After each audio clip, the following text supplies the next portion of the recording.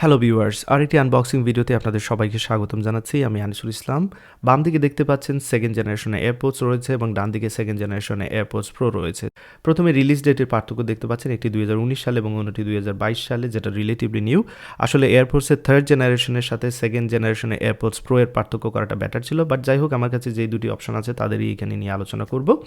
তো প্রথমে যদি প্রাইস নিয়ে আলোচনা করি, একটি 135 ইউরো, যেটা বাংলাদেশের টাকায় 15,000 সামথিং পড়বে, এবং অন্যটি 300 ইউরো, যেটা বাংলাদেশের টাকায় হবে 34,752 টাকার মতো যদি আমি বলি। তো চার্জিং কেসের যদি আমি এখানে লিসেনিং টাইম বলি, 24 ঘন্টা একটি এবং অন্যটি 30 ঘন্টার মতো লিসেনিং টাইম দেবে।